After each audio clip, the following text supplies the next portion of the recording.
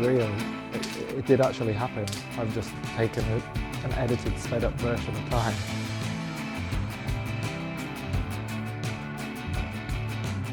Graffiti is an idea I kind of had for a while. It's something I always wanted in my head. I kind of wanted to revisit my wall painting and do something a bit different.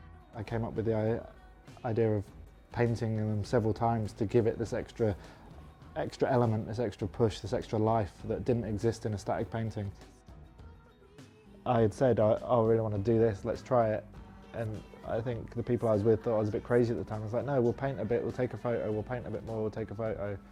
And I was very clear in saying, as long as we get the last frame to link to the first frame, then it should loop.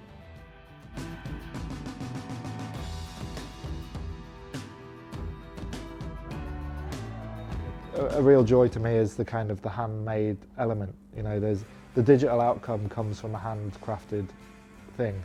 Could all be done on the computer, but that's not what it's about. It's about having an element of kind of human endeavour, like human effort. The big Brazil satellite painting, Space Graffiti, is about time, and an illustration of our time passing on Earth. Each layer took 24 hours to do. There's only 4 frames painted. We had the time it took the Earth to rotate before it's under the camera again. We were even given to like the millisecond what time the picture was taken each morning. It's like you've caught this moment of time and it's kind of existing forever. But then there's also the graffiti ego. Can I go bigger? Can I go bigger? Can I do a painting so big that you see it from outer space? I kind of painted the crack in the ground because what I thought we were doing was quite groundbreaking. So I wanted to illustrate that literally by painting it look like the ground was broken and there was a painting underneath. There was an inner core to the earth that was revealed. The ultimate outcome for the GIF was the internet. Like I was producing something that just existed. It couldn't be held or bought or sold.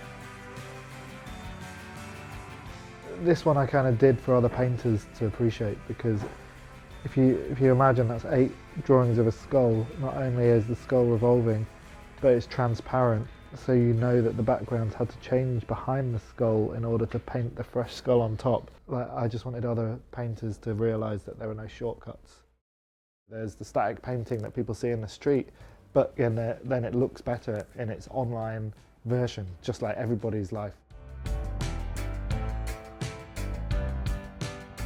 The first loading one I did, I was actually out in Africa, in Gambia, and I didn't have the internet. And so it was like, I was constantly waiting for my phone to get online. I was constantly waiting to kind of access the internet, and it just kind of seemed very fitting to not actually have the painted result. You know, I didn't want to give the finished painting, I just wanted to paint the loading, I wanted to paint the waiting. I prefer just to call it art.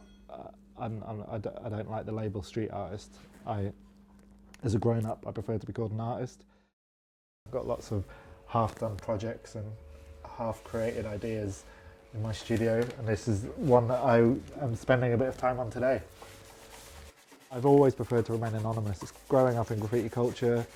This was a culture that wasn't about you as an individual, it was about what you put out there. It was about an identity that you created rather than one of yourself. Whatever I do in the future may not be as big, but then size isn't everything. I'm very excited at the moment. I'm in a very exciting place creatively, and I've got a lot of kind of avenues I want to explore with how we experience and share this art form.